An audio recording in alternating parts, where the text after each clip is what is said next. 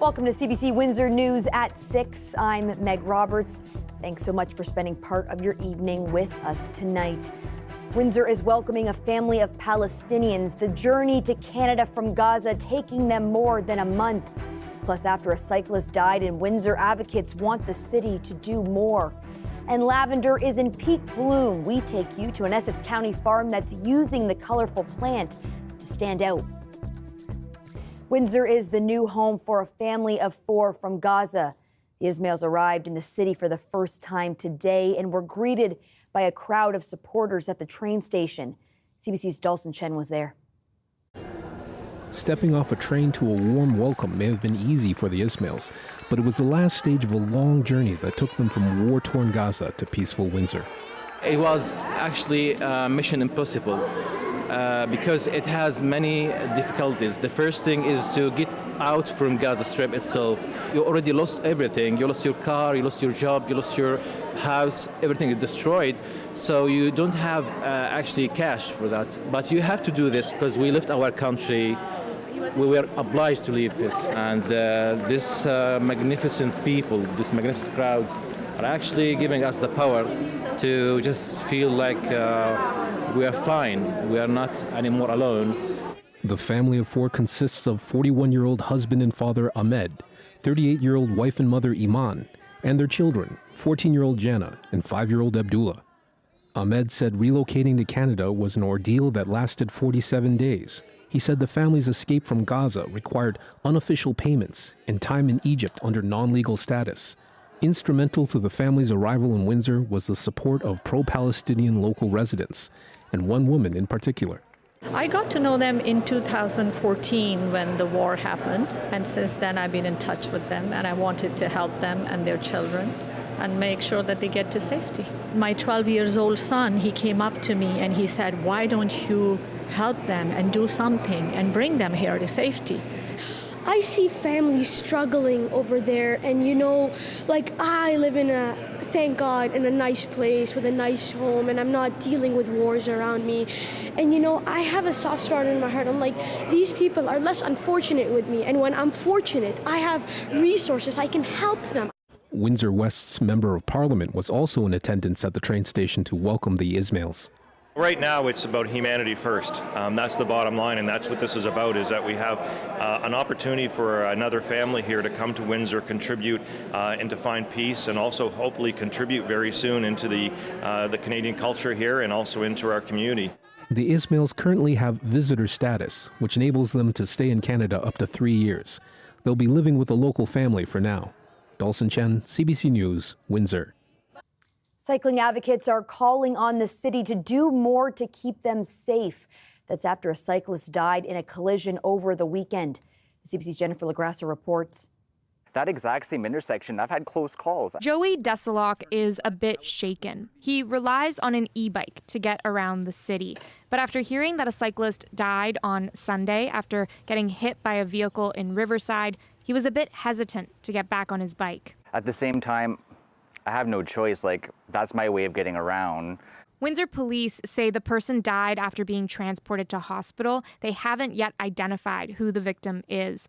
Police say the cyclist was traveling westbound on Edgar Street when a vehicle traveling northbound on Lausanne crashed into them. Dylan Hebert St. Pierre, who only commutes by e-bike, says he's had many close calls at that intersection. I mean, there's been numerous times I've almost been hit. People screaming at you to get off the road or get on the sidewalk. The recent death has cyclists like Hebert St. Pierre and Desilok calling on the city to do more to protect all road users. We still have a long way to go. I purposely will adjust my route sometimes to avoid places that I don't feel that safe. And I get Windsor is a car city, obviously, motor city. But we can't have all of our eggs in one transportation basket. I would argue that our streets aren't much different than they looked in the 1980s. We still have very wide roads that encourage drivers to speed. In January, the city approved a 42-step action plan for its Vision Zero policy. That looks to eliminate deaths and major injuries from traffic collisions. It includes adding speed cameras, traffic calming measures like speed bumps or protected bike lanes.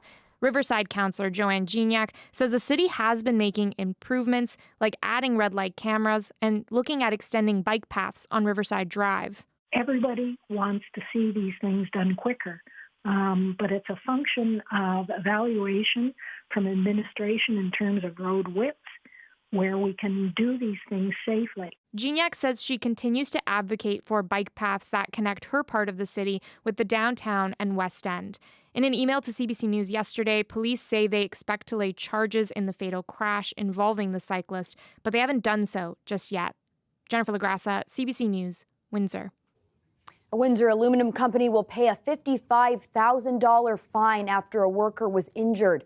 The employee was operating a saw on the aluminum extrusion press, this happening back in 2022. Can Art Aluminum Extrusion Canada was slapped with the fine last month after it entered a guilty plea in a Windsor court. According to the Ministry of Labour, the company voluntarily enhanced its health and safety systems and implemented additional accident prevention initiatives following the incident. In addition to the $55,000 fine, the company must also pay a 25% surcharge to help fund services for victims of crime. Well, Hurricane Beryl has devastation in its wake, and today it lashed Jamaica. For Windsorites with family and friends on the island country, it meant tense times as Beryl passed just south of the Jamaican coast. We stopped by one Windsor restaurant where people were keeping in close touch with their families as the storm neared. It's coming. It's a sure thing, it's coming. I was just wondering, have you done anything to prepare to be safe? Yes, I did. I had to put on my awning because if the rain, if the breeze will blow it away. And I had to put tarpaulin, I don't know what you call it over there, to get off some of the rain, the water that would come into my house. All right, Auntie, how you stay safe. Love you. Take care. Yes, thank you. So I'll keep you updated about 2 o'clock. Okay, no problem. Take care, Auntie. All right. Bye-bye. For now, we're keeping our fingers crossed that they don't get affected as much as certain areas have already. So, but we're prepared to help and send food and barrel and money back home if we do have to. As far as I know, the Prime Minister for Jamaica says that all emergency response are in check, are in place and ready to act if they need to. So, I mean, it is rough as it's supposedly the biggest one, but I mean, they seem pretty prepared. It's concerning because, you know, when a hurricane hits an island, you're not sure where it's going to hit. It can hit anywhere. Some places may be affected, some may not be. You just don't know until it touches down, right? We're a small country, but also a very sovereign and lucky country because we have so many mountains, and a lot of times that is what saves us from that great impact of the hurricane. I'm nervous for them. It's almost giving me anxiety. I want to call every minute, but I know I can't do that. I have to give them time to go through the motions. It's very nervous for me. I'm concerned about their safety. I know they're trying their best to put everything in place, but I'm sure they will be fine. They will come through this, just like all the others.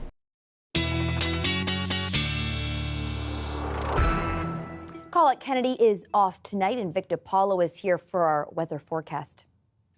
Windsor, it's been a hot one over the last couple of days, and it's going to continue to stay warm all the way in through into the weekend. But what can we expect? Well, we're expecting fog patches overnight tonight that'll clear up by the morning. We're expecting some more mix of thunder showers to pass by the Windsor region, but it's not going to be enough to cool things down. It's not going to be enough to get us away from that hot, humid days that we're going to be having, as well as hot, humid overnights.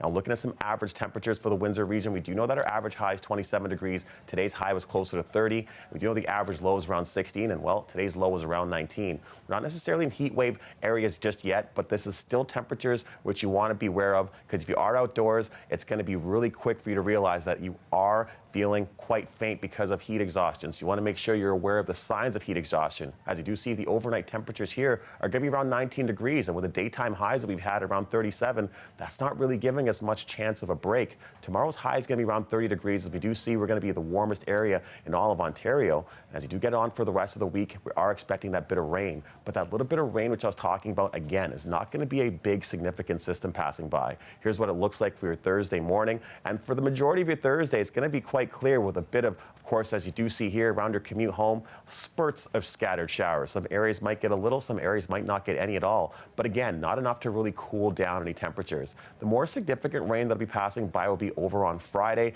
As you do see here, right around your commute home is when you see a bit of thunder showers rolling through. But again, it's not going to be a big, heavy system. Total amounts of rainfall that we're expecting between now and Friday, well, for the Windsor region, should be closer to maybe 5-10 millimeters by the time it's all said and done when that Friday rain passes. And you want to check out for these signs of heat exhaustion if you are outdoors, because it is going to be hot and it's not going to be fun if you're playing any outdoor activities or if you're just going out for a walk. If you're feeling dizzy, rapid heartbeat, if you're feeling a headache or you're feeling faint, you want to make sure to grab a seat, try to find yourself some shade and get yourself some water as well. Quick look at our 3- and 5-day forecast. Well, we can see there's not going to be much of a break from the warm temperatures, but what you want to make sure is we're not leaving any pets inside locked cars. We're checking on loved ones who might not have any air conditioning, because it is going to be hot, as we can see for the Windsor area, all the way through to the start of next week. Over to you. Thanks so much for that, Victor. The lavender in the region has reached its peak bloom, which makes it a busy time for Windsor Essex only Lavender Farm. It's located within the region's wine country and over the years has grown tremendously as lavender tourism increases in popularity. CBC Windsor went to take in the sights and sounds. It is called coconut ice. And so it reminds me of Wrigley spearmint gum. And it has a little bit of a coconut or tropical nuance. So back in 2007 or 8, we had already planted the vineyard and we thought we need something more to distinguish ourselves and to be different. And so my husband and I are avid gardeners, and so we thought lavender. All up and down here, there's lots of competition. Yes. Has it done that for you? It has. It certainly has. There's an added sensory experience. And you can have a piece of lavender cheesecake or shortbread, lavender tea, and so you're tasting it. And then you can obviously, as you pull in the driveway, you see the color, you smell the aroma again, and then you can hear it. As much as people are going to think that's odd, the bees at work are busy all the time, and so you have this buzzing. It is one of the largest collections in Canada. It was our intent basically just to give people more of an experience. My favorites is Sharon Roberts, which really looks like wheat when it's about to bloom. The scent is gorgeous on it as well. And the scents really are different on all of them as well. So you can get something really heady, more like rosemary and camphor, to something very sweet. There's a lot to see in our own backyard, and people don't realize it, how diverse we are.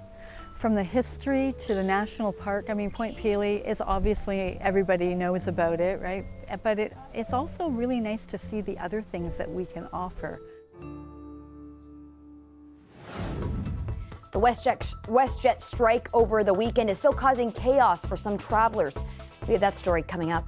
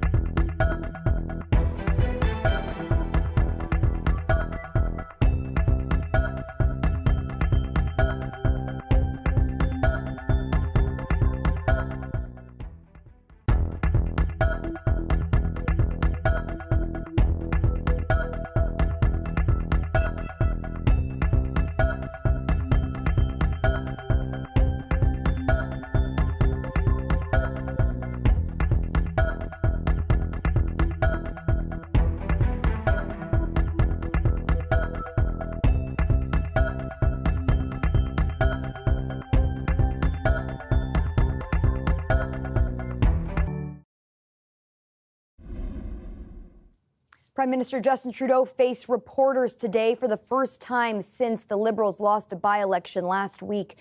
Questions about his leadership dominated the event as Ashley Burke reports dividing opinions in the caucus about Trudeau's future persist.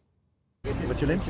The Prime Minister back in his own riding, showing his constituents and cameras he's not going anywhere, despite calls to step down. Last week's by-election loss, not to sugarcoat it, was challenging.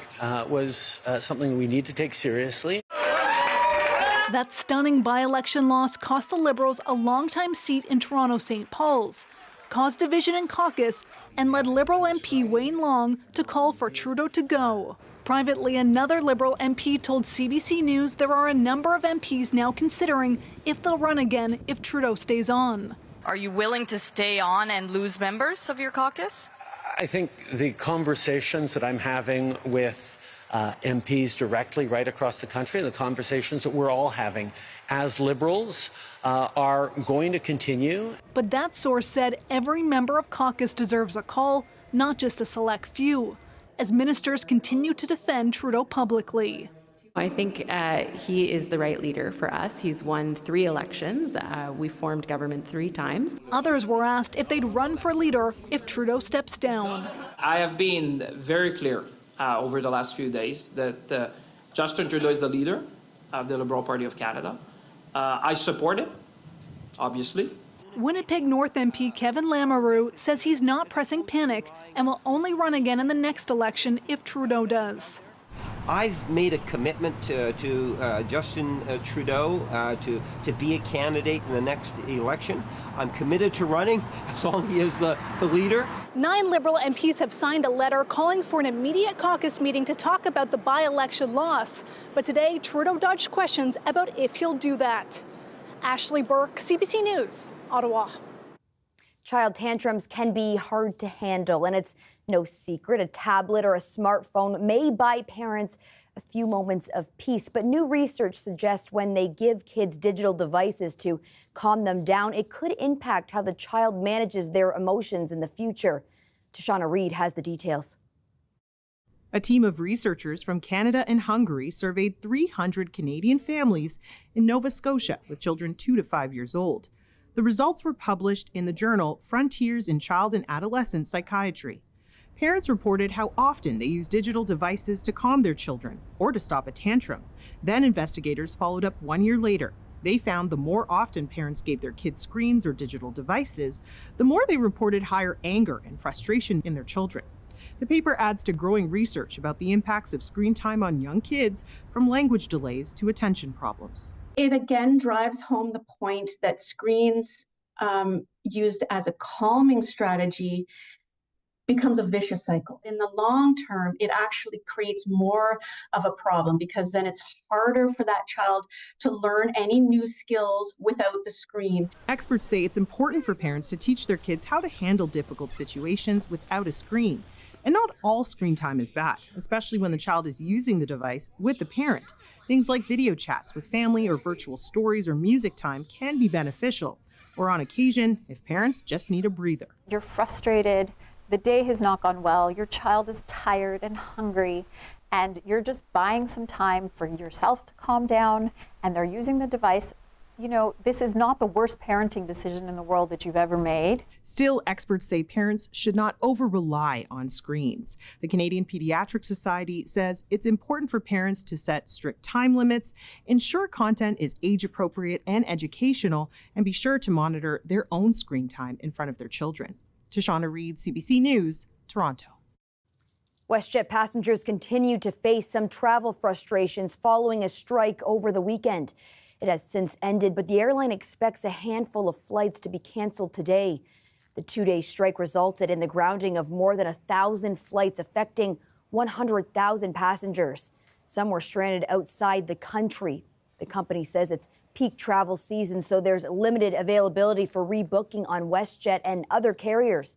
The airline says if a flight was delayed or canceled, it will make every effort to get customers to their destination. But some say that getting in touch with WestJet customer service was nearly impossible. Now, the disruption caused by WestJet's 2-day strike has left many passengers wondering about their compensation rights. More than a year ago, the federal government proposed new rules to simplify regulations, but the changes have yet to take effect. Sophia Harris reports. Retired RCMP officer Norm Massey enjoyed his trip to Vancouver, attending a youth basketball tournament he co-founded. But he didn't enjoy the trip home. His flight was delayed more than 14 hours. So what was that like to spend 14 hours in the airport? I'll tell you, it's not pleasant at all. Air Canada rejected his claim for compensation. In an email to Massey, Air Canada blamed unforeseen maintenance, which was within its control but required for safety-related reasons. Under current regulations, airlines must pay compensation, up to $1,000, for delays within their control, unless they're safety-related. Do you think that they're just using the safety clause to deny you compensation? Absolutely. That's what I feel. And until they prove otherwise, that's the way I'll continue to feel. Massey has company. The Canadian Transportation Agency has a backlog of more than 72,000 air passenger complaints, many over compensation for flight disruptions. There will be no more loopholes. More than a year ago, Ottawa proposed new rules to simplify the compensation process and close supposed loopholes, like the required for safety category. It's a huge gray area that really only the carriers can take advantage of. This consumer advocate believes the new rules should have arrived by now. This is really becoming a very long delay, and it's very unfortunate for passengers. There's a regulatory process. It takes a certain amount of time. The CTA says it must consider all sides before changing the current regulations. We are looking at how to factor in the airline input as well as the consumer advocacy input that we receive. Airlines argue getting rid of the safety exception penalizes airlines for taking safety precautions that delay flights. Meanwhile, Ottawa has yet to announce an arrival date for when those new rules will land. Sophia Harris, CBC News, Toronto. One of the most active volcanoes in the world has sprung back to life. We tell you which one that is coming up.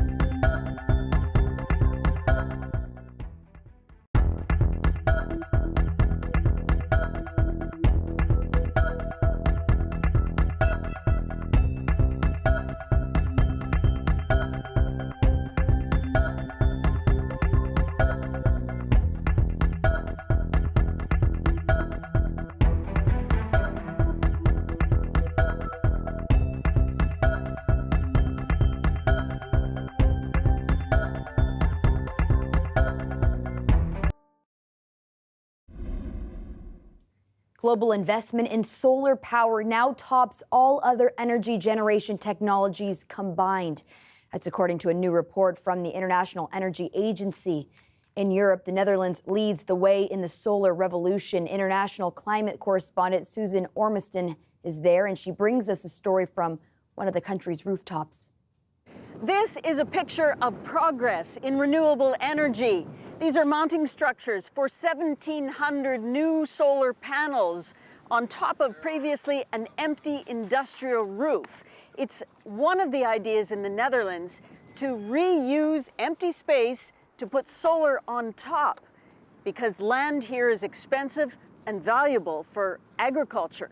So this is one of the solutions. The Netherlands is rocketing in renewable energy. Per capita, there's more solar here than anywhere else in Europe, about 2 solar panels per person. Our company wins. I think the environment wins as well because we're placing it on a roof. I think the whole of the Netherlands wins because we are building a greener future together. Growth here has been helped by energy subsidy schemes and by the lowering cost of solar components, down 50% last year. Also by ambitious targets to reduce greenhouse gas emissions in the Netherlands. But there is concern with recent political trends that some governments may not be as keen to support renewable growth, and that uncertainty can make business nervous. That is really important for politicians to realize. Unclarity in regulation means a risk for businesses because we cannot build our business plans the way we had thought we should do it. The energy produced here will be fed into the grid and powers about 300 Dutch homes. That's the idea, the business model behind this company, and they're growing. Susan Ormiston, CBC News in Dordrecht, the Netherlands. One of the most active volcanoes in the world has sprung back to life.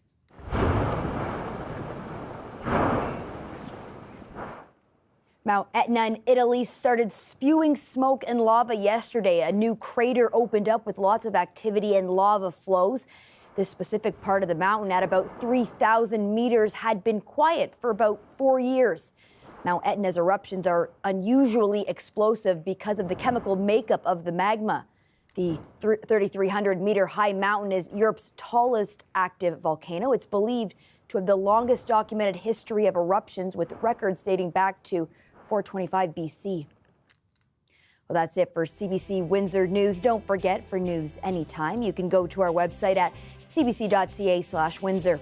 You can also download the CBC News app for stories that matter most to you. And don't forget to watch The National tonight at 9 on CBC News Network, 10 p.m. on the CBC News app and on CBC Streaming. Thanks so much for tuning in. Looking forward to seeing you back here tomorrow night.